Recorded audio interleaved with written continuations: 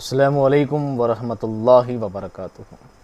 अज़ीज़ दोस्तों, साथियों, मैं मोहम्मद शहज़ाद खान आप तमाम ही का अपने सनलाइज के एडुकेशन में खैर मकदम करता हूँ। आप तमाम ही का तहे दिल से इस्तकबाल करता हूँ। उम्मीद करता हूँ आप तमाम ही खैराफियत से होंगे और खुश खुर्रम ज़िंदगी गुजार रहे होंगे। दोस्तों, जैसा कि आप स्क्रीन पर देख पा रहे हैं, आज का हमारा टॉपिक है ड्रामा। क्या है? ड्रामा। तो आज क्लास में बहुत सारा ड्रामा होने वाला है। ठीक है, आज का हमारा टॉपिक क्या है दोस्तों? ड्रामा। ड्रामा बहुत ही अहम टॉपिक है। इससे पहले हमने अफसाने के बारे में पढ़ा है। आज हम अफसाने के बाद क्या लेकर आए हैं दोस्तों? ड्रामा लेकर आए हैं। ड्रामा के बाद नावल वगैरह जो भी आपकी नसरी असनाफ है, बारी बारी सबको पढ़ाएंगे। ये जो टॉपिक है दोस्तों आज हम पढ़ाने वाले हैं, ये first grade, second grade, third grade तीनों के ही काम आने वाला टॉपिक है। ज़्यादा इसके बारे में कोई डिटेल में हम बयान नहीं करेंगे। यानी ऐसा टॉपिक है जो तीनों ही स्टेटस में आने वाला है। इसका मतलब थर्ड ग्रेड वालों को भी बहुत डीपली बातों को समझाया गया है। आप अच्छी तरह से टॉपिक को क्लियर करेंगे, अच्छी तरह बातों को समझेंगे तो इंशाल्लाह आपका कोई भी सवाल कहीं से छूटने वाला नहीं है।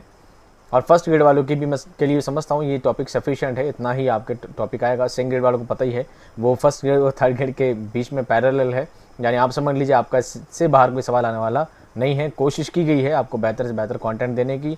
आपको इससे पहले वाली क्लास कैसे लगी वो भी आप मुझे कमेंट में बताते रहें और बताइए कि उस क्लास में आपको कोई समझ में बात नहीं आई हो, कोई क्यूरी हो तो आप मुझे बताइए, ताकि इंशाल्लाह आने वाली क्लास में उसके लिए कुछ बेहतर उसके लिए किया जाए।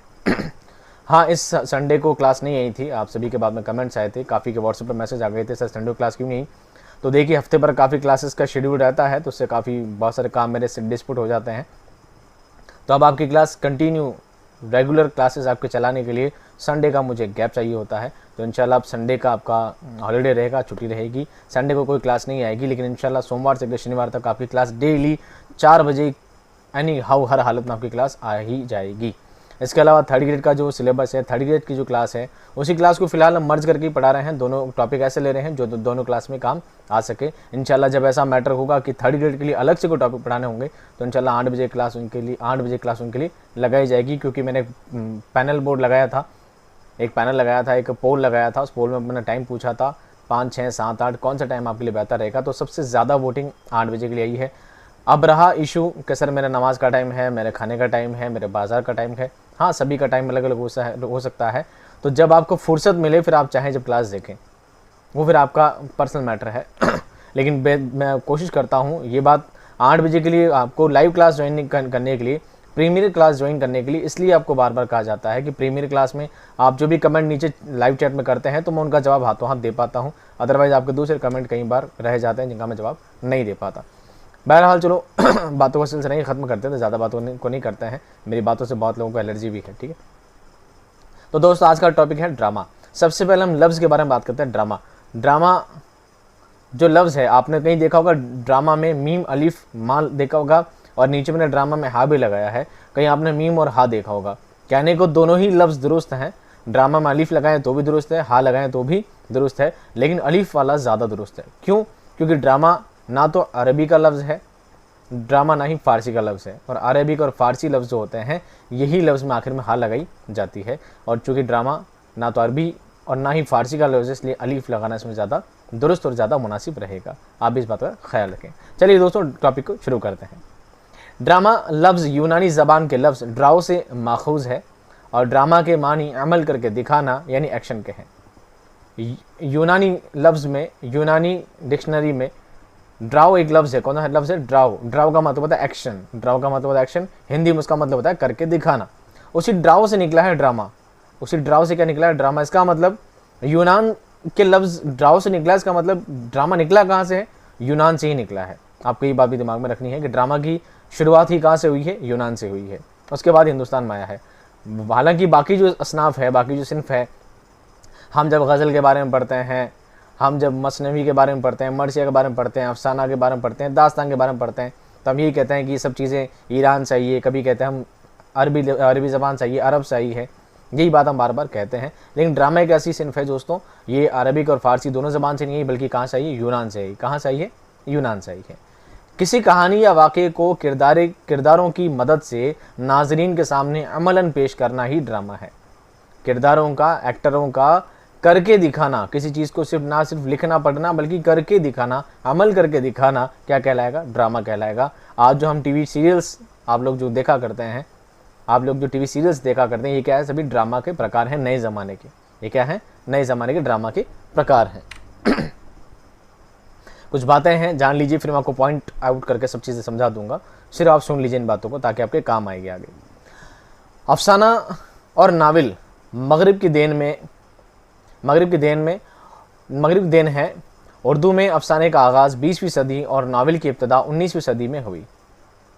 ठीक है, नावल की शुरुआत कहाँ से होती है दोस्तों? मगरिब से होती है। नावल भी कहाँ से आया है? मगरिब यानी पश्चिमी सभ्यताओं से आया है, वेस्टर्न कल्चर से आया है। अफसाने तो नावल की शुरुआत कहाँ से होती है? 19वीं सदी से, और अफसाने की शुरुआत होती है 20वीं सदी से। ड्रामे की इब्तदा के बारे में मुहक्किकीन का इख्तलाफ है, आपस में विरोध है। एक गिरोह का मानना है कि ड्रामा मगरिब की देन है। एक गिरोह का मानना है कि ड्रामा मगरिब की देन नहीं है, बल्कि मशरिक की देन है। ये सिर्फ हिंदुस्तान की पैदावार है। संस्कृत ज़बान में सदियों पुराने ड्रामे के वजूद का पता चलता है, और इसी ज़बान में ड्रामे के इब्तदाई नुकूश मिलते हैं। एक लफ्ज़ आता है सर, नुकूश किसे कहते हैं? नुकूश जमा है नक्शे की। नुकूश जमा है नक्शे की। नक्श कहते हैं चिन्ह को। पुराने नमूने मिला करते हैं। नुकूश का मतलब पुराने नमूने कहाँ मिलते हैं? हिंदुस्तान में मिलते हैं। एक ग्रोह ये कहता है, लेकिन दूसरा ग्रोह इस बात को तस्लीम करता है कि ड्रामे की इब्तदा मगरिब और खुसूसन यूनानी शहर से हुई है, और यूनान में हिंदुस्तान से भी पहले तफरीह मशागिल के सिलसिले में ड्रामे खेले जाते थे। तो दो ग्रोह बढ़ गए, एक कहता है हिंदुस्तान से पैदा हुआ है और एक कहता है यूनान से पैदा हुआ है। अब इस चीज़ में क्या है? विरोध है, इख्तलाफ है दोनों में, लेकिन आगे बताएंगे आपको। ड्रामा अदब की अहम तरीन असनाफ में शुमार होता है। ड्रामा की तारीफ सबसे पहले यूनान के मशहूर फ़लसफ़ी और नक्काद कहते हैं तनकीद निगार को, अरस्तु ने अपनी मशहूर किताब बूतिका में की है, जिसमें उन्होंने ड्रामे को इंसानी अमाल की नकल करार दिया है। ये नकाली दरअसल अपने मखसूस मानी में ज़िंदगी की अक्कासी का नाम है। ड्रामा खुद ज़िंदगी नहीं, बल्कि इंसानी ज़िंदगी को पेश करने का ज़रिया है। ड्रामा अदब की एक ऐसी सिन्फ है जिसमें ज़िंदगी के हक़ाइक़ और मज़ाहिर को अशख़ास और मुकालमों के वसीले से अमलन पेश किया जाए। ड्रामा निगारी में स्टेज, अदाकार और तमाशाई को मद्देनज़र रखा जाता है। तमाशाई, तमाशा देखने वाले। ये सब बातें दोस्तों आपको क्या रखनी है? जहन में रखनी है। अब बात करते हैं पॉइंट आउट, सारी बात कहाँ से शुरुआत होती है, कहाँ पे एंड होता है, आप इसको चेक करिए। सबसे पहले अरस्तु के नज़दीक ड्रामा इंसानी अफ़आल की नकल का नाम है। ये आपसे सवाल पूछा जा सकता है कि ड्रामा इंसानी अफ़आल की नकल का नाम है, ड्रामा नकल का नाम है, इंसान की हरकतों की नकल का नाम है, किसी भी तरह घुमा फिरा कर दे दिया जाता है। जब नकल की बात की जाती है तो ये बात किसने कही दोस्तों? अरस्तु ने कही। किसने कही है? अरस्तु ने कही है, जो कि यूनान के हैं, फ़लसफ़ी हैं। कौन है? फ़लसफ़ी है, नक़ाद है, तनकीद निगार है। ड्रामे की इब्तदा दुनिया के दो बड़े मुल्कों में, यूनान और हिंदुस्तान में हुई। दोनों जगह से इसको माना जा सकता है, पर दोनों मुल्कों के अपने अपने उसूल थे। अगर हिंदुस्तान वाले ये कहते हैं कि हिंदुस्तान से पैदा हुआ है, तो हाँ, हिंदुस्तान के उसूल अलग थे। और अगर यूनान वाले कहते हैं कि हमने शुरू किया है, तो यूनान के उसूल थोड़े अलग थे। तो हम यूनान के दो उसूल जान लेते हैं, उनके नियम कायदे कानून जान लेते हैं, और उसके बाद हिंदुस्तान की बातों को हम अलग से करेंगे, क्योंकि हमारा मुल्क हिंदुस्तान ही है, हमें ज़्यादातर यहीं के बारे में जानना है, लेकिन रफली आइडिया वहाँ से भी लेना है, क्योंकि वहीं से शुरुआत इसकी होती है। पहले बात करते हैं यूनान की। यूनान में ड्रामे के उसूल अरस्तु ने अपनी तसनीफ़ बूतिका में बयान किए हैं। बूतिका उनकी तसनीफ़ है, लिखा है उसमें। क्या क्या लिखा है उसमें?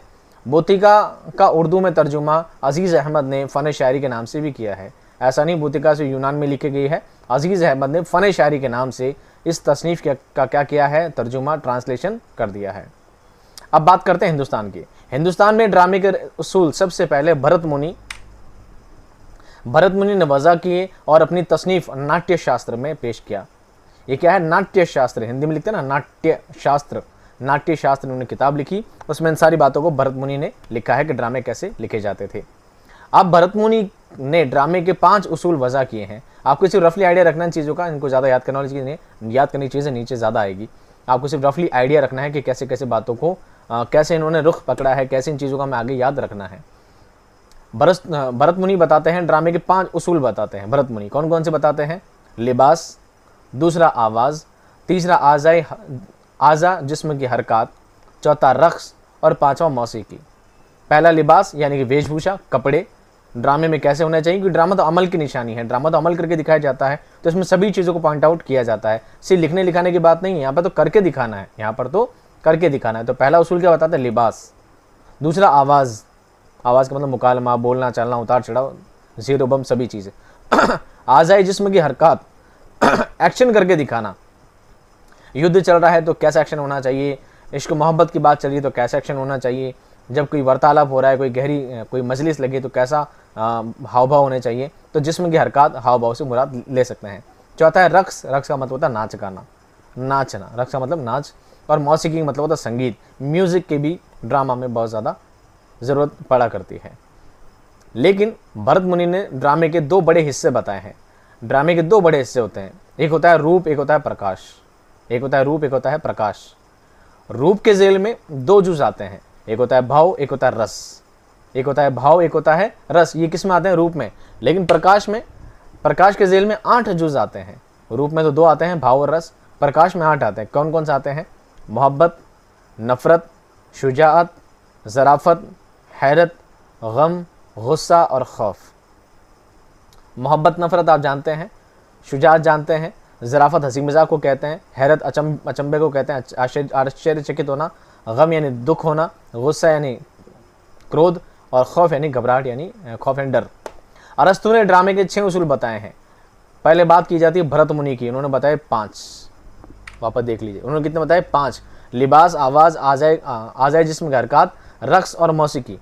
लेकिन बात हम किसकी करते हैं? अरस्तु की, क्योंकि मैटर वहीं से शुरू होता है। अरस्तु ने ड्रामे के 6 उसूल बताए हैं। यही उसूल अज्जाए तरकीबी भी कहलाते हैं।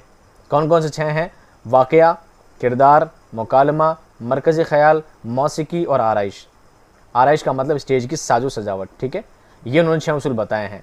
लेकिन ज़्यादातर बुकलेट्स वगैरह में, ज़्यादातर किताबों में, ज़्यादातर चीज़ों में इन 6 में थोड़ा सा फेरबदल, थोड़ा सा क्या है? फेरबदल है। अगर आपसे पूछा जाए कि अरस्तु के नज़दीक अज्जाए तरकीबी कौन सा है या कौन सा नहीं है, तो आपको ये 6 नाम ही याद रखने हैं। वाक़या, किरदार, मुकालमा, मरकज़ी ख्याल, मौसीकी और आराइश, ठीक है।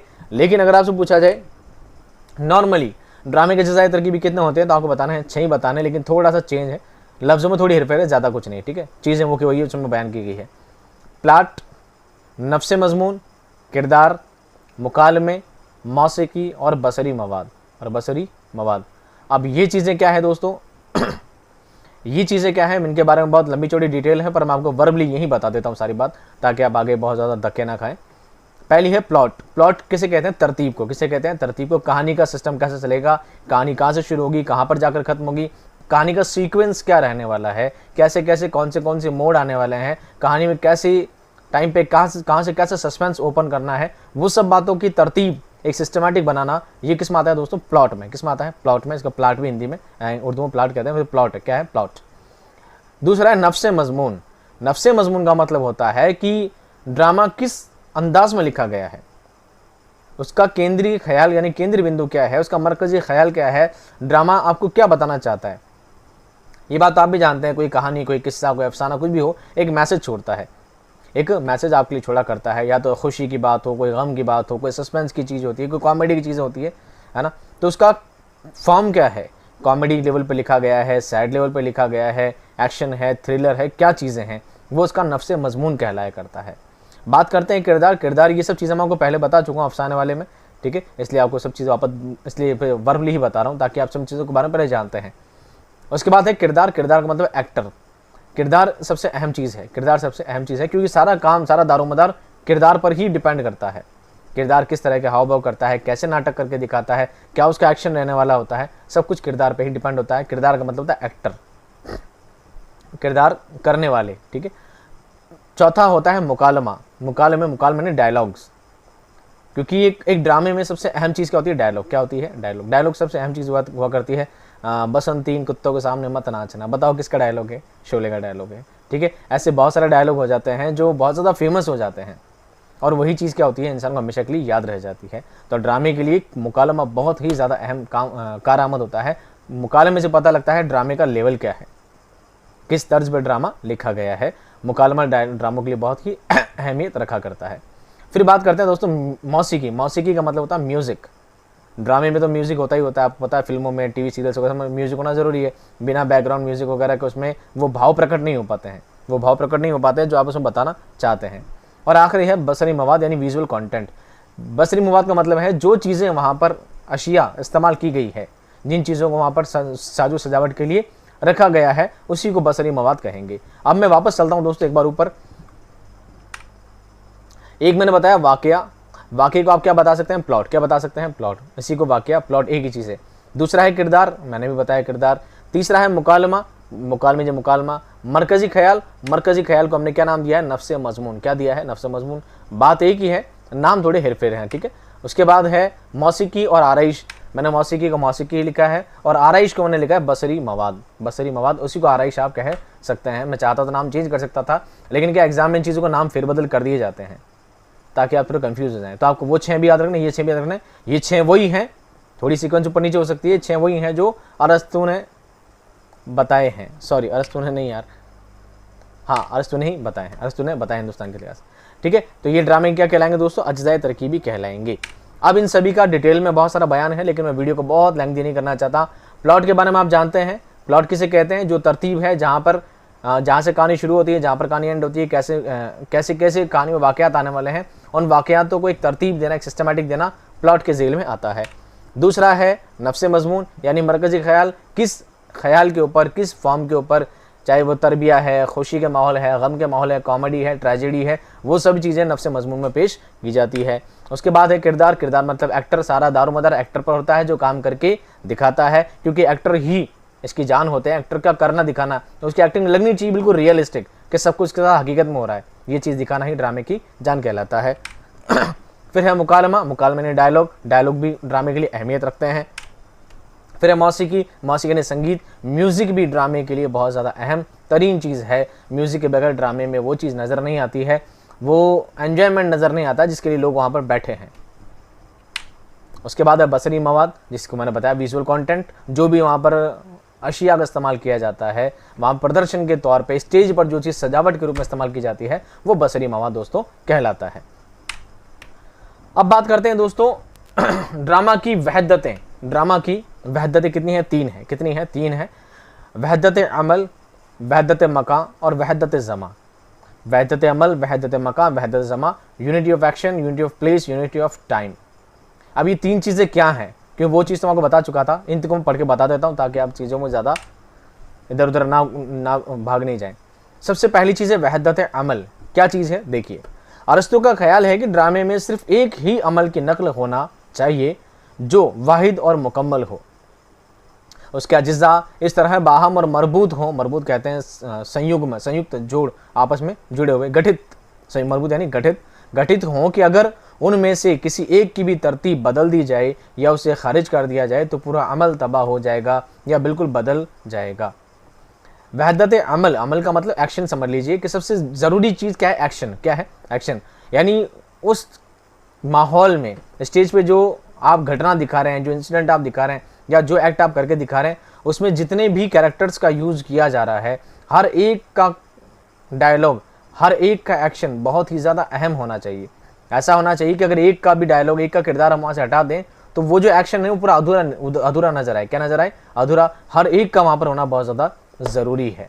हर एक का वहाँ पर, हर एक का एक्शन वहाँ पर होना क्या है, ज़रूरी है। सभी का संयुक्त लेवल ही, सभी का गठन होना ही उसको क्या करता है, एक संयोगी चीज़ बनाया करता है। दूसरा है वहदत मका और तीसरा है वहदत ज़मा। दोनों ही एक जैसी हैं, आपने ज़मीर में भी चीज़ें पढ़ी होगी।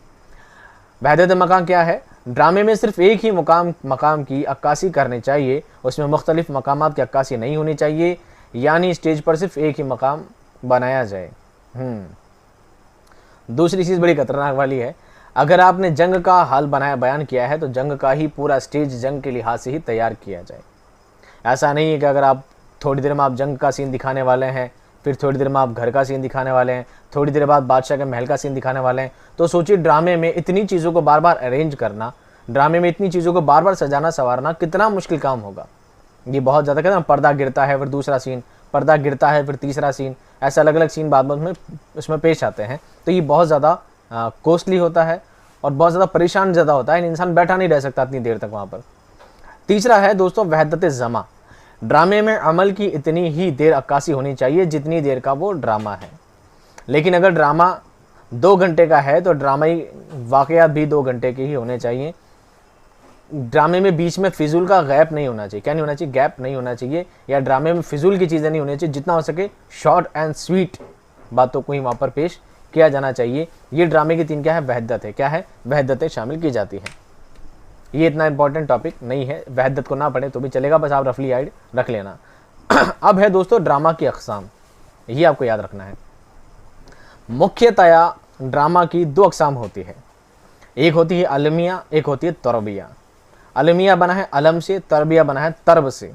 अलम का मतलब होता है दुख, तरब का मतलब होता है खुशी। तो ड्रामे 2 होते हैं, एक अलमिया एक तरबिया, एक दुखी वाला एक खुशी वाला। तो अलमिया को बोलते हैं ट्रेजेडी, तरबिया को बोलते हैं कॉमेडी। इसका मतलब ड्रामा की 2 अक़साम है, कौन सी? ट्रेजेडी और कॉमेडी। इसके बाद ड्रामा की अक़साम और भी हैं, ओपेरो है, ब्रिटलिस्क है, बहुत सारे हैं, लेकिन 2 आपको सबसे ज़्यादा अहम याद रखनी है। कौन सी? कॉमेडी और ट्रेजेडी, अलमिया और तरबिया।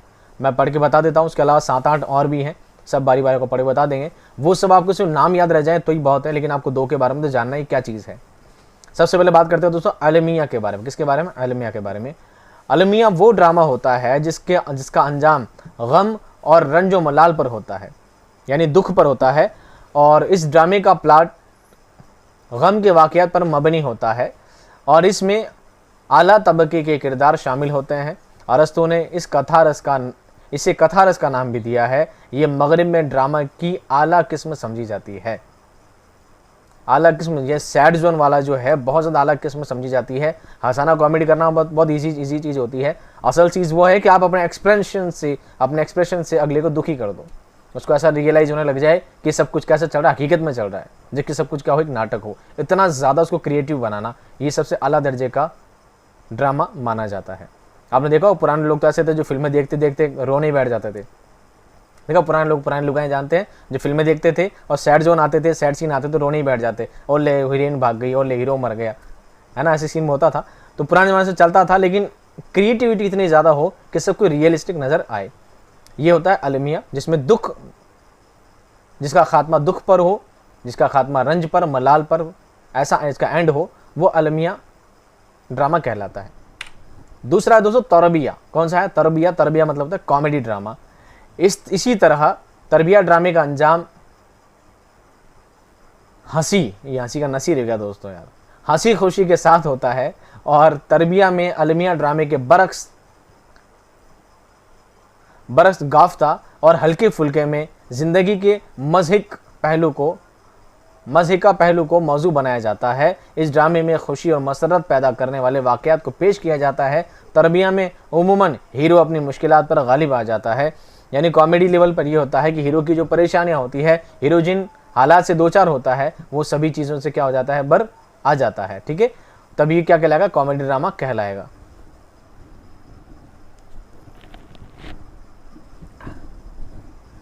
गर्मी बहुत ज़्यादा है। इनके अलावा ड्रामे की और भी अक़साम होती हैं, जैसे फार्स, ओपेरो, बर्लेस्क और रेडियो ड्रामा, टेलीविज़न ड्रामा वगैरह वगैरह और भी। ठीक है, तो हम बारी बारी इनके बारे में पढ़ लेते हैं, याद ना रहे तो कोई दिक्कत नहीं, लेकिन आपको नाम याद रखना ज़रूरी है कि फार्स क्या है, ड्रामे की एक अक़साम है, इन दो के अलावा भी, लेकिन इन दो को हाईली माना जाता है। कॉमेडी, ट्रेजेडी, आलमिया, तरबिया ही आपको मेन क्या याद रखने होते हैं। ठीक है, ये एक किस्म का तरबिया ड्रामा ही है जिसमें मज़े का खेज़ फ़ौकुल फितरी वाक़यात होते हैं, जिनकी वजह से ड्रामे के किरदार ख़ुद परेशानियों और उलझनों से दो चार करके नाजरीन के लिए हंसी का मौका फराहम करते हैं। अवाम में ड्रामे की ये किस्म बहुत मकबूल है, बहुत ज़्यादा फेमस है। कौन सी? फार्स। फार्स का मतलब फालतू चीज़ें, फ़ौकुल फितरी काल्पनिक चीज़ों को इस तरह दो चार होना, उससे परेशान उनसे उलझने पैदा करना कि देखने वाले को मज़ा आ जाए। इसका एक उदाहरण मैं दे सकता हूँ, कॉमेडी नाइट्स विद कपिल। ये इसका क्या है? फार्स ड्रामे का उदाहरण, एक तरह का ड्रामा ही क्या है, एक तरह का ड्रामा है। बात करते हैं ओपेरा। दूसरी कौन सी? ओपेरा। ओपेरा एक संजीदा और रोमानी ड्रामा है जिसमें किस्सा और संगीत होता है, और उन्हीं की मदद से उसे मुख्तलिफ ड्रामाई मराहिल जमा है मरहले की, मरहला यानी होता है चरण, अलग अलग चरण से गुजारा जाता है। ओपेरा की कामयाबी का सारा दारोमदार मौसीकी पर होता है। ओपेरा में सबसे ज़्यादा इंपॉर्टेंट चीज़ क्या है दोस्तों? मौसीकी, संगीत बहुत ज़्यादा इसके लिए इंपॉर्टेंट है। ओपेरा एक मंजूम ड्रामा होता है जिसकी कहानी और प्लॉट आलमिया भी हो सकता है और तरबिया भी, दोनों तरह का हो सकता है। लेकिन फार्स सिर्फ कॉमेडी होता है। ड्रामे की फ़ज़ा और माहौल जुज़वी या कुल्ली तौर पर गनायत मौसीकियत का हामिल होता है। ड्रामा की ये किस्म भी बड़ी कदीम है, बहुत ज़्यादा पुरानी है। कौन सी? ओपेरा। कौन सी? आपने देखा होगा ना, एक लेडी होती है ओ करके आवाज़ निकालती लंबी सारी, ठीक है, कंटिन्यू एक अजीब सा साउंड निकालती है। ओपेरा कभी ना नेट पे सर्च करना, आपको देखने बड़ा हंसी आएगी, लेकिन होता है वो सैडली जोन पे ज़्यादातर। ओपेरा के बाद दोस्तों दूसरा है ब्रलेस्क। क्या है? ब्रलेस्क। ये एक मज़ाहिया ड्रामा है। उमूमन इसमें संजीदा ड्रामों, अफसानों या नज़मों की पैरोडी ड्रामाई अंदाज में पेश की जाती है, या फिर किसी संजीदा और अहम मसले को गैर संजीदा और मज़ही का खेज़ बना दिया जाता है। एक लफ्ज़ दोस्तों इसमें आया पैरोडी। क्या है? पैरोडी। पैरोडी एक सिंफ भी हुआ करती है, और कुछ दिन पहले कमेंट भी आता था पैरोडी किसे कहते हैं। पैरोडी क्या होता है दोस्तों? मान लीजिए मैं आपके सामने कोई संजीदा बात हो, किसी संजीदा बात को, चाहे वो नस्र हो या नज़्म हो, उसका मजाक बना देना क्या कहलाएगा? वो कहलाएगा पैरोडी। क्या कहलाएगा? पैरोडी। जैसे एक सबक है गालिब जदीद शुअरा की मजलिस में, हालांकि गालिब साहब इंतकाल फरमा चुके थे, उसके बाद वो लिखा गया था। वो एक पैरोडी है। वो क्या है दोस्तों? एक पैरोडी है। उसमें फैज़ अहमद फैज़ को गैज़ अहमद गैज़ नाम दे दिया, ठीक है, किसी को क्या नाम दे दिया, किसी का क्या नाम रख दिया, और सभी का मजाक बना दिया पूरे मज़ाहिया तौर पे। और पढ़ते पढ़ते लास्ट आते तो आपको भी हंसी आने लग जाएगी। एक कबूतर उड़ उड़ उड़ फुड़ फुड़ फुड़, इस तरह के उसमें अल्फाज हैं। आपने पढ़ा होगा, शायद 12th क्लास का चैप्टर है गालिब जदीद शुअरा की मजलिस में। तो वो क्या है? पैरोडी है। संजीदा बातों को, सिंसियरिटी वाली चीज़ों को हंसी मजाक बना देना, चाहे नस्र हो या नज़्म हो, पैरोडी कहलाती है। और उसी पैरोडी का जो ड्रामा होता है उसे बर्लेस्क कहते हैं। क्या कहते हैं? बर्लेस्क। अब है मेलोड्रामा। ये तो सुना ही होगा आपने, मेलोड्रामा। ड्रामे की एक कदीम सूरत है, बहुत पुरानी सूरत है, कब से चला आ रहा है। इसमें शायरी और मौसीकी का बहुत अमल दखल होता है, और इसकी फ़ज़ा रोमानी और जज्बाती होती है, रोमांटिक होता है। ड्रामे का अंजाम उमूमन तरबिया होता है, खुशहाली पर गुजरता है। मेलोड्रामा यूनानी लफ्ज़ मेलोस बामानी मौसीकी और फ्रांसीसी लफ्ज़ ड्रामा से मिलकर बना है। किरदारों की खुद कलामी भी मेलोड्रामा में पाई जाती है। ड्रामे की ये किस्म मोहब्बत और अकीदत के इजहार की मौजू तरीन है। इश्क मोहब्बत वाले ड्रामे इसमें किए जाते हैं। मेलोड्रामा यूँ समझ लीजिए आप, संगीत वगैरह सब कुछ हुआ जाता है। अब अजीब नाम है यकबाबी ड्रामा। क्या है? यकबाबी ड्रामा। नाम याद रखना, इसका मतलब भी याद रखना।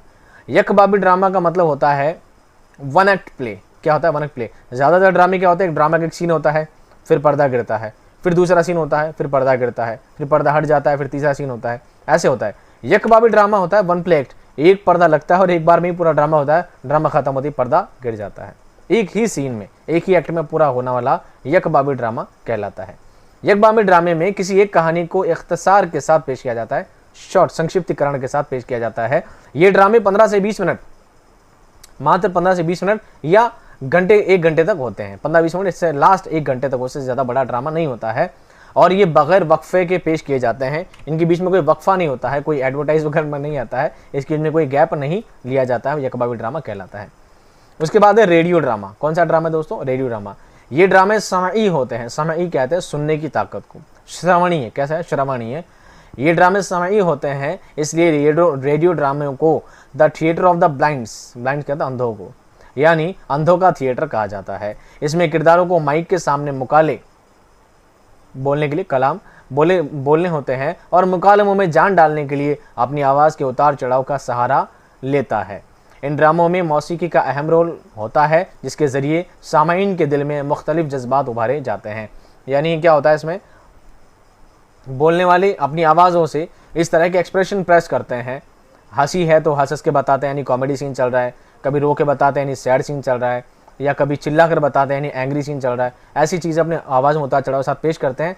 साथ में एक बैकग्राउंड साउंड भी चलता रहता है, जिससे सुनने वाले को ये पता लगता रहता है कि सीन कैसा चल रहा है। बिना साउंड के, बिना बैकग्राउंड साउंड के हम बात समझ नहीं पाते हैं। हालांकि इसे अंधों के लिए है, क्योंकि आदमी तो नॉर्मली देख कर ही ड्रामे देखता है। अब आखिरी है टेलीविज़न ड्रामा। कौन सा है दोस्तों? Television drama. ये समई व बसरी ड्रामे होते हैं, देखते भी हैं, सुन भी सकते हैं। इनको पहले शूट किया जाता है, शूटिंग की जाती है, बाद में टीवी पर नश्र किया जाता है। आज सबसे ज़्यादा टेलीविज़न के लिए ही ड्रामे लिखे जाते हैं। मौजूदा दौर में ये एक बहुत बड़ी सनअत बन चुकी है, जो लोगों के लिए तफरीह का ज़रिया बन चुकी है। ये एक बहुत बड़ा उद्योग बन चुका है, बहुत बड़ा व्यवसाय बन चुका है। कौन सा? TV drama. बहुत बड़ी बड़ी इंडस्ट्रीज कायम हो चुकी है इसके पीछे और कमा के लोग खाते हैं। दोस्तों यहाँ पर हमारा टॉपिक होता है ख़त्म। ठीक है, ड्रामे में क्या क्या चीज़ें होती है, ड्रामा के अज्ज़ाए तरकीबी कितने होते हैं, ड्रामा की वहदतें कितनी होती है, ड्रामा की अक़साम कितनी होती है, सब मैं आपको बता चुका हूँ। अब बयान करते हैं दोस्तों ड्रामा का आगाज़ बढ़ता है। ड्रामा शुरू कहाँ से हुआ, ड्रामा शुरू कहाँ से हुआ। ऑलमोस्ट 50% से ज़्यादा हो चुका है, कुछ बातें रह गई है, आपके लिए ये जानना भी क्या है ज़रूरी है। हम रफली पढ़ लेते हैं, जो कन्फ्यूज़न होगी आपको क्लियर कर देंगे। हिंदुस्तान में सबसे पहले ड्रामे संस्कृत ज़बान में लिखे गए। किस में लिखे गए? संस्कृत ज़बान में। ये बात आप भी जानते हैं, हिंदुस्तान की सबसे पुरानी जो ज़बान है कौन सी है? संस्कृत है। और कहीं ना कहीं संस्कृत से ही सारी ज़बानों की उत्पत्ति हुई है, सारी ज़बान आगे से निकली है। देखा जाए तो आगे उर्दू भी इसी ज़बान के आगे से बढ़ते बढ़ते आगे आई है। उर्दू हिंदी क्या है? बहन है आपस में। कालिदास के संस्कृत ज़बान में ड्रामे बहुत अहम थे। किसके? कालिदास के। उर्दू में ड्रामे का आगाज़ नवाब वाजिद अली शाह से होता है। किससे होता है? नवाब वाजिद अली शाह से होता है। ड्रामा का आगाज़ लखनऊ से ड्रामा का आगाज़ हुआ। वाजिद अली शाह अवध के बादशाह ने मुख्तसर ड्रामा लिखा। ड्रामा कौन सा था? राधा कन्हैया का किस्सा। 1841 और 42 मैंने दोनों लिखे हैं। 41 और 42 में इख्तलाफ है, लेकिन आपको अगर एग्जाम में आ जाए तो आपको 42 ही करना है। अगर आपने किसी किताब में देखा है, नेट पे देखा, कहीं भी देखा है तो प्लीज़ बार बार कमेंट करके तंग मत करना। 1842 ही ऑथेंटिक है, आपको बिना किसी झंझट के 1842 ही कर देना है। कहीं कहीं मैंने 45 भी देखा है, वो क्योंकि आपके डेट के लिए बहुत ज़्यादा मसले मसाइल खड़े हो रहे थे, तो 45 भी देखा है मैंने, 45 46 भी देखा है, 41 42 भी देखा। आपको 42 ही करना है। राधा कन्हैया का किस्सा कब लिखा गया? 1842 में। बिल्कुल दिमाग से हटा लीजिएगा। इस ड्रामा के स्टेज के लिए बादशाह ने रहस खाना कैसरबाग में बनवाया, जिसमें हसीन लड़कियां, साजिंदे, गवैये, एक्टर मुलाजिम रखे गए। सबको नौकरी पर रखा गया। किसके लिए? गाने बजाने वालों को, हसीन लड़कियों को ड्रामा को तैयार करवाने के लिए। एक रहस खाना कहते हैं, नाच गाने का जगह स्टूडियो होता है ना, नाच गाने के लिए उसे रहस खाने कहते हैं। कैसरबाग में बनवाया। इसे अफसाना इश्क भी कहा जाता है। प्रोफेसर मसूद हुसैन खां की तहकीक के मुताबिक ये उर्दू का पहला ड्रामा है। और मसूद हुसैन खां कौन है? बहुत ही बड़े तनकीद निगार हैं, नक्काद हैं, उर्दू के बहुत बड़े मुहक्किक हैं। ठीक है, ये मंजूम अंदाज में लिखा गया था और ये शाही महल में खेला गया था। मंजूम यानी नज्म वाले अंदाज में लिखा गया था। ये बात तो आप जानते हैं। आपसे कोई पूछे ड्रामा किसकी सिन्फ है, नस्र की या नज्म की, तो आप क्या बताएंगे? नस्र की असनाफ में से, नज्म की असनाफ में से नहीं है। लेकिन ये ड्रामा उस ज़माने में मंजूम अंदाज में लिखा गया था। इसके बाद आगा हसन अमानत लखनवी ने उर्दू ड्रामे का बाकायदा आगाज़ किया। उन्होंने 1852 में इंद्र सभा के नाम से ड्रामा लिखा। इंद्र सभा किसका लिखा है? ये सवाल पूछा जा सकता है। कब लिखा गया है? ये पूछा जा सकता है। आपको सवाल घुमा फिरा कर पूछे जा सकते हैं। ये ड्रामा 1854 में कलकत्ता के मटिया बुर्ज में पेश किया गया था। मसूद हुसैन खां के मुताबिक ये पहला अवामी ड्रामा है। वो जो ड्रामा था वो सिर्फ बादशाहों के लिए था, राजा महाराजा लोग थे, सिर्फ अपने महल में ही रखा गया था ड्रामा, और महल में ही खेला गया था, महल के लोगों के लिए, स्पेशल लोगों के लिए रखा गया था। लेकिन इंद्र सभा जो ड्रामा था वो अवामी ड्रामा था, आम लोगों के लिए ड्रामा रखा गया था। 1854 में इसको कैसर बाग में खेला गया। ये भी मंजूम अंदाज में लिखा गया था, जो कि नवाब वाजिद अली शाह के दौर में लिखा गया था। इसकी मकबूलियत की सबसे बड़ी वजह क्या थी? अवाम पसंद के गीत थे। लोगों को पसंद आ जाए ऐसे इसमें गाने रखे गए थे। गीत मतलब गाने ही है। उस ज़माने में गाने का रिवाज स्टार्ट नहीं था, फिर गाने आने लगे तो लोगों को मज़ा आ गया। और इतना ज़्यादा आज के टाइम में गाने का कितना क्रेज़ है, ये बात अच्छी तरह आप जानते ही हैं। हर इंसान को तो कोई ईयरफोन कान में ठूंस के पड़ा रहता दिन भर। ये ड्रामा बेहद मकबूल हुआ। इसकी तकलीद यानी इसकी पैरवी बहुत से लोगों ने की और उसी तर्ज पर ड्रामे भी लिखे गए। ये ड्रामा देखकर लोगों को पता, इन लोग इंस्पायर हुए और आगे जाकर लोगों ने इसको देख कर ड्रामा लिखना शुरू कर दिया। तब सबसे पहले इंद्र सभा के नाम से वहाँ पर ड्रामा लिखा गया। मुदारी लाल ने भी इंद्र सभा के नाम से ड्रामा लिखा, इंद्र सभा ही नाम रखा उसने भी। ड्रामा इंद्र सभा के किरदार क्या थे? इसमें कुल 8 किरदार थे, टोटल 8 एक्टर थे। इस ड्रामे का मरकजी किरदार राजा इंद्र और सब्ज परी थे। मरकजी किरदार कौन थे? राजा इंद्र और सब्ज परी। इस ड्रामे के अहम किरदारों में कौन कौन थे? याद रखना, आसानी से याद हो जाएगा। एक थी लाल परी, दूसरी थी पुखराज परी। लाल परी, पुखराज परी, तीसरी थी सब्ज परी और चौथी थी नीलम परी। तो 4 तो परियां ही हो गई, लाल परी, पुखराज परी, सब्ज परी और नीलम परी। 4 तो याद हो जाएंगे। फिर छठे से याद करेंगे काला देव और बाद में रखेंगे लाल देव और काला देव। तो 4 परियां थी, 2 थे देव, लाल देव और काला देव। और उसके बाद राजा इंद्र इसके अहम किरदारों में शामिल थे। याद हो जाएगा। इंद्र सभा में कौन थे? राजा इंद्र और सब्ज परी।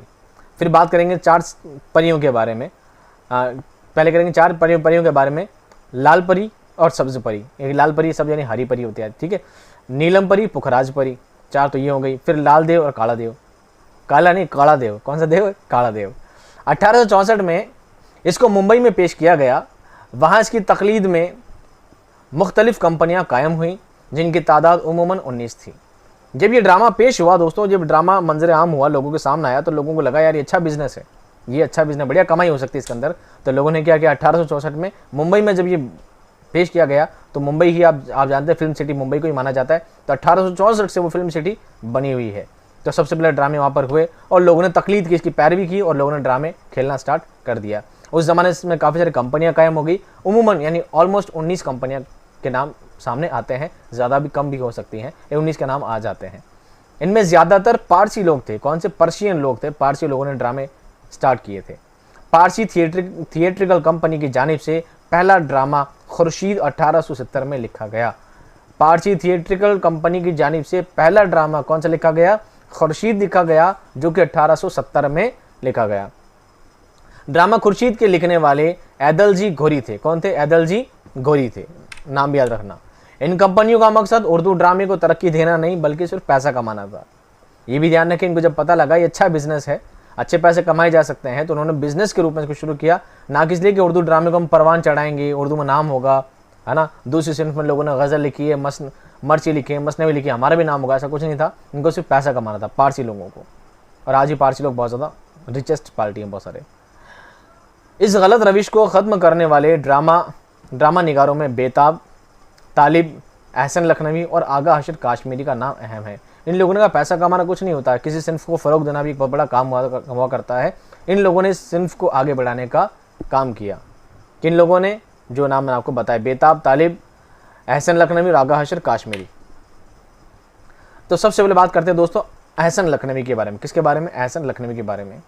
क्यों करेंगे, ये वजह बताते हैं आपको। ये अल्फ्रेड थिएट्रिकल कंपनी से वाबस्ता थे, उससे ज्वाइंट थे। उन्होंने उर्दू ड्रामे की स्टेज से शेक्सपियर को आराधना कराया। शेक्सपियर बताया शेक्सपियर क्या चीज़ थी, ये बात उर्दू ड्रामे में उन्होंने शामिल की। उन्होंने उनके ड्रामों का उर्दू में तर्जुमा किया। किसके ड्रामे? शेक्सपियर के। जानते हैं शेक्सपियर कौन है? बहुत ज़बरदस्त ड्रामानिकार हैं। जिनमें कौन कौन से ड्रामे हुए?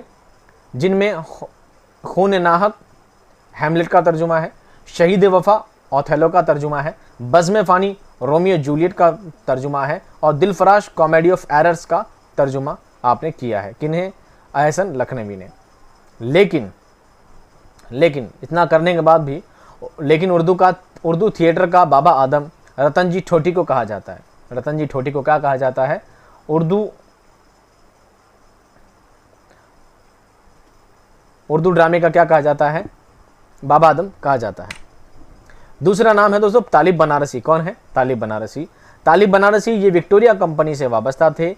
इससे कबल उर्दू ड्रामे मंजूम अंदाज में लिखे जाते थे। इन्होंने नस्र में सबसे पहले ड्रामे लिखने का रिवाज कायम किया। तो आपसे ये पूछा जाए सबसे पहले नस्र में ड्रामे किसने लिखे, तो नाम क्या बताएंगे? तालिब बनारसी।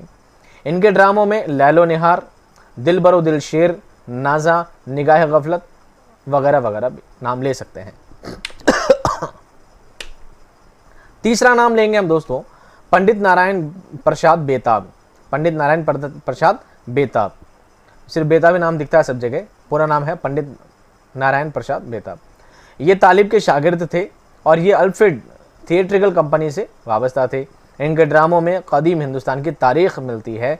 इनके अहम ड्रामे हैं रामायण, कृष्ण सुदामा, फरेब मोहब्बत, हुस्न फिरंग, अमृत, गोरख धंधे इनके ख़ास ड्रामे हैं।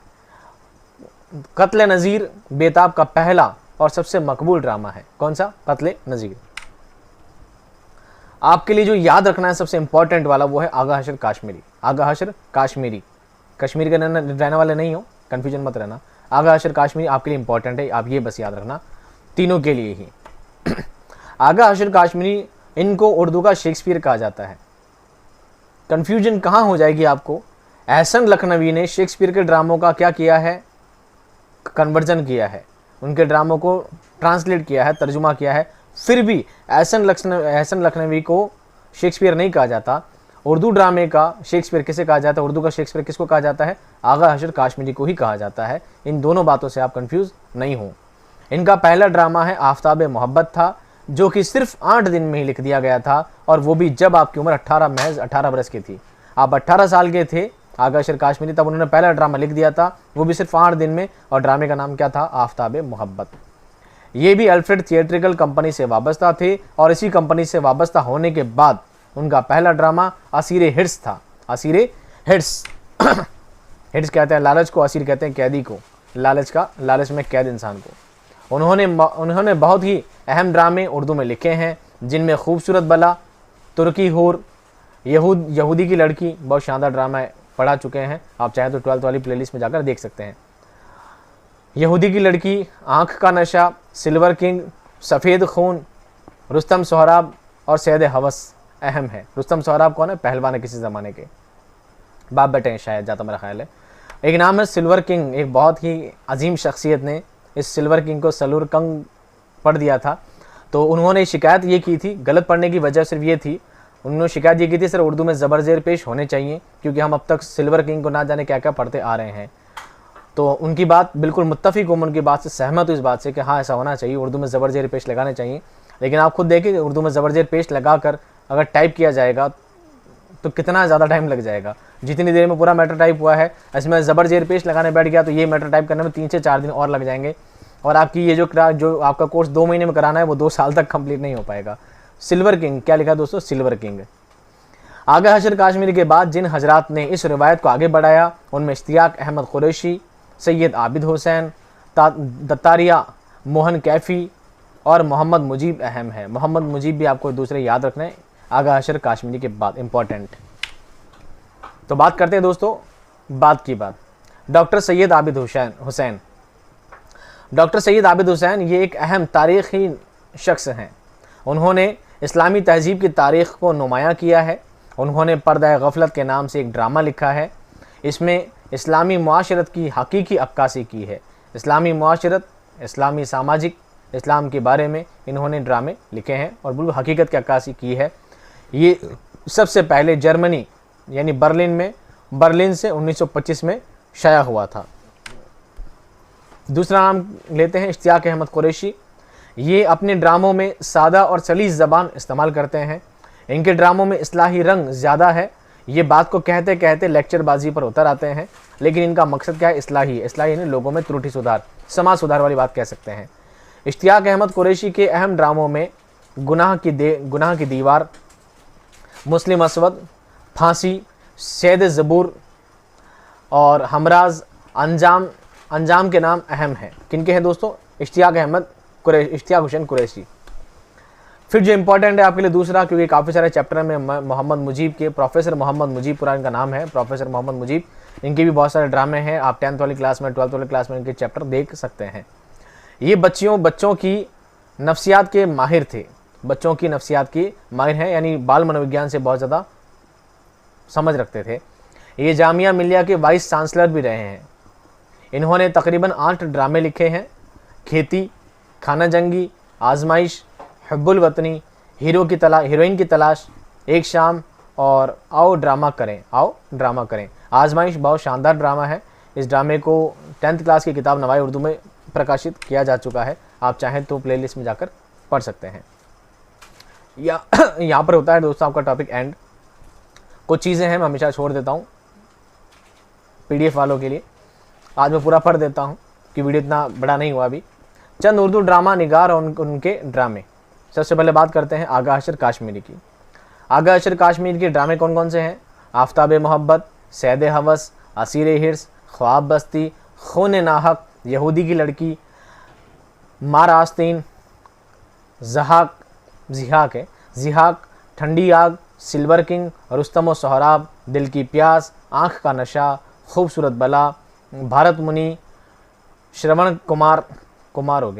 कुमार, भागीरथ कथा, शहीद नाज, दाव पेच, सफ़ेद खून, पहला प्याला, नीली छतरी, दाम हुस्न, खुद परस्त, शेर की गरज, सीता बनबास, अनोखा मेहमान, हिंदुस्तान और मदर मुरली शाम जवानी, ऐसे कुछ नाम हो, मदर मुरली शाम जवानी। उसके बाद दूसरा नाम है पंडित नारायण प्रसाद बेताब, जो मैं आपको ऊपर बता चुका हूँ। इनके ड्रामे कौन से हैं? फरेब मोहब्बत, रामायण, जहरीला सांप, कृष्ण सुदामा, कत्ल नज़ीर, गोरखधंधा। उसके बाद नाम है एहसन लखनवी, फिरोज़ा, गुलनार, दिल फिरोज़, चलता पुर्जा, हयात अनीस, हैमलेट, गुलजार, भूल भुलैया। शेक्सपियर के ड्रामों का उर्दू तर्जुमा भी एहसन लखनवी ने ही किया था। उसके बाद नाम है रौनक बनारसी। इनका है रौनक बनारी हो गया, Banarasi Parsi Victoria theatrical company के खास ड्रामा निगारों में से थे। इनके ड्रामों में लैला मजनू, बद्र मुनीर, बेनज़ीर, तिलिस्म ज़हरा, अंजाम उल्फत, नक्श सुलेमान, चमेली गुलाब, संगीन, बकौली वगैरह, ये इनके अहम ड्रामे हैं। बात करते हैं प्रोफेसर मोहम्मद मुजीब की, तो खेती, खाना जंगी, हीरोइन की तलाश, दूसरी शाम, दारा शिको, आजमाइश, जज्बा खातून वगैरह वगैरह। इम्तियाज़ अली ताज के ड्रामे कौन से हैं? अनारकली, गुंगी जोरू, जहाँ आरा, चचा छक्कन, कमरा नंबर 5 और पृथ्वीराज, कुर्तबा का काजी। कुर्तबा क्या है? दरगाह है, मस्जिद है वगैरह। उसके बाद सबसे अहम नाम जो है दोस्तों, हबीब तनवीर। कौन है? हबीब तनवीर, ये भी आपको याद रखने हैं। हबीब तनवीर के ड्रामे कौन से हैं? चरणदास चोर, आपने नाम भी सुने होंगे, आगरा बाजार, मिट्टी की गाड़ी, मेरे बाद, देख रहे हैं नैन, जहरीली हवा, राही, गांधी, मंजिल तो नहीं, सरदार, हीरो हीरालाल वगैरह वगैरह। हबीब तनवीर को भी आपको याद रखना है। सादत हसन मंटो, इन्होंने भी ड्रामे लिखे हों। कानून की हिफाजत, कमीशन, गाफ गम, एक मर्द, 2000 साल, इस मझदार में, मिस्टर दिसलवा, 3 उंगलियां, तोहफा वगैरह। मोहम्मद नूर इलाही ने लिखे हैं नानक सागर, जफ़र की मौत, जान ज़राफ़त, 3 टोपियाँ, रूह सियासत वगैरह। हकीम अहमद शुजा ने क्या लिखा है? कारवां हयात, बाप का गुनाह, आखिरी फ़िरौन, जांबाज नामी, भारत का लाल वगैरह। बेगम आबिद हुसैन ने लिखे हैं इफ़्फ़त, बुनियादी हक, ज़िंदगी के खेल वगैरह। डॉक्टर आबिद हुसैन ने लिखे हैं पर्दा गफलत, 7 खेल और बाकी ऊपर मैं आपको बता चुका हूँ। प्रेमचंद ने भी ड्रामा लिखा है करबला। कौन सा लिखा है? करबला। अब्दुल माजिद ने लिखा है जूदो पशेमा, माइल दहलवी का झांसी की रानी, चकबस्त का कमला, कृष्णचंद्र का दरवाजे खोल दो, ब्रजमोहन दत्तारिया कैफी का राजा राज दुलारी और मुरारी दादा, फजलुर रहमान का हशरातुल अर्ज, दुनिया के लोग, हशरातुल अर्ज, ख्वाजा अहमद अब्बास का गुलाब की वापसी। यहाँ पर सारा नाम होता है एंड। अब 2 चीज़ें आपको जानना ज़रूरी है कि अब ये सब चीज़ें लिखा दी कर दी, सब मामला हो गया। अब देखिए एंड क्यों हुआ, ख़त्म क्यों हुआ, वो चीज़ आपको लास्ट में बता देते हैं एक बार। इनके बाद आगा अशर काश्मीरी, अहमद अली हकीम, अहमद शुजा, मिर्ज़ा हादी रसवा, अब्दुल हलीम शरर, मुंशी प्रेमचंद, अब्दुल माजिद दरियाबादी, इम्तियाज़ अली ताज ने ड्रामे की रिवायत को आगे बढ़ाया। आज़ादी के बाद ड्रामा निगारों में हबीब तनवीर, प्रोफेसर मोहम्मद हुसैन, मोहम्मद शफ़ी दहलवी, इब्राहिम यूसुफ, आगा बाबर, जावेद इकबाल, इब्राहिम जलीस, उपेंद्रनाथ अश्क, इशरत रहमानी, प्रकाश पंडित, जाहिदा जैदी, कुदसैद जैदी, अनवर आज़म, सागर सरहदी, इस्मत चुगताई, रिफ़अत सरोश, जीलानी बानो वगैरह शामिल हैं। और यहाँ बात करेंगे हम ख़त्म। 20वीं सदी की इब्तदा में ड्रामे की जगह रेडियो ड्रामों को और टीवी फिल्मों ने ले ली। थिएट्रिकल ड्रामे का रिवाज कम हो गया। ड्रामे के फ़न को ज़िंदा रखने के लिए आज़ादी के बाद और दिल्ली में इदारा हिंदुस्तानी थिएटर कायम हुआ।